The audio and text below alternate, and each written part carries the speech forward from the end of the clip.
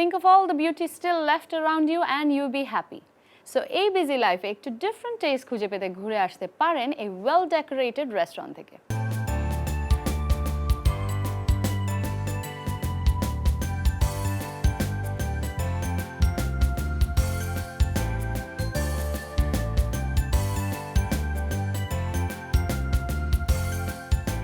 আমরা এই অ্যারোমাস live kitchen start করি 2015 16 অক্টোবর।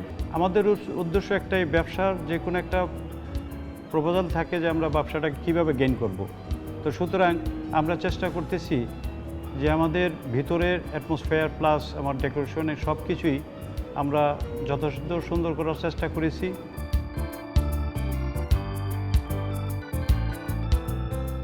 তো আমাদের মেনলি আমাদের এই অ্যারোমাস লাইভ কিচেনের খাবার মেনু হলো Indian, Thai and Chinese food, এবং আমাদের কিছু স্পেশাল ডিশ আছে যেগুলোকে আমরা গেস্টকে অফার করে থাকি। সেই ডিশগুলো হলো ইন্ডিয়ান সাইডে আছে হায়দ্রাবাদ বিরিয়ানি, যেটা মাটন বিরিয়ানি, চিকেন দেওয়া হয়, ফিশ আইটেম আছে, রেসনেভার বলা হয় যেটা, সেটা স্টিম হতে পারে, গ্রিল হতে পারে, সেটাকে আমরা মোস্টফুলি অলওয়েজ আমরা এটা সার্ভ করে থাকি।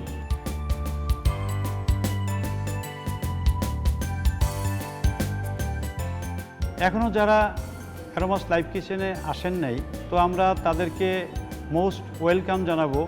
একবার এসে আমাদের খাবার এবং আমাদের ভিতরের পরিবেশ সব কিছু এসে আপনারা দেখে যান। ইনশাল্লাহ উই আর কমিটেড, আমরা আপনাদের জন্য সব রকমের সার্ভিস এবং ফুড সব কিছু ইনশিওর করব।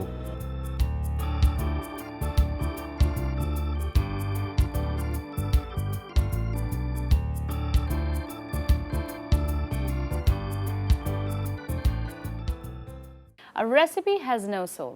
As a cook, you must bring the soul to the recipe. So let's see this special recipe. আজকে আমি তৈরি করব অ্যারোমাস স্পেশাল কারি।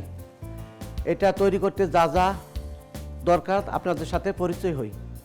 ক্যাটল ফিশ, প্রন, লেস সহ, boneless chicken, butter oil, soya sauce, চিনি, গার্লিক কিমা, salt, capsicum, chilli sauce, cornflour, white pepper, tomato sauce, ময়দা, ডিম, ক্যাশনাট, পেঁয়াজের খোসা, কানেকশন মিল্ক, তেল, fish sauce.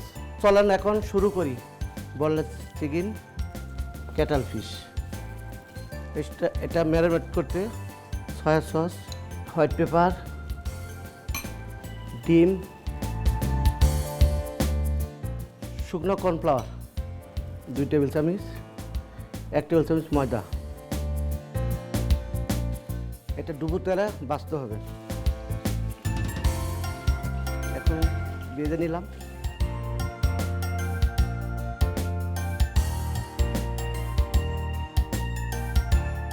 Capsicum, tomato, cashew nut, পেঁয়াজের খোসা বাটির ভিতরে উঠে নিলাম। পরে চিকেনটা খোসা দিয়ে দিলাম।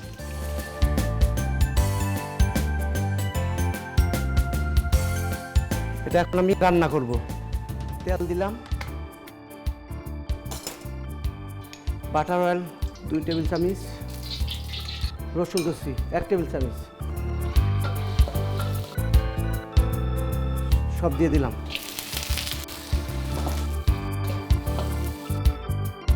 এখন সসগুলো এক করে দিতে হবে। Tomato sauce, soya sauce 1 table চামচ,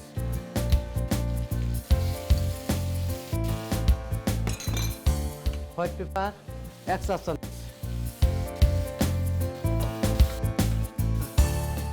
ও রান্না শেষ।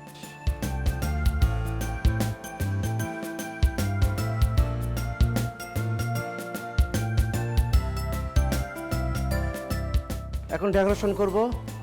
এটা আমি সাধারণ ডিশের ভিতরে পরিবেশন। পরে মাঝখানে একটু কেটে নিলাম।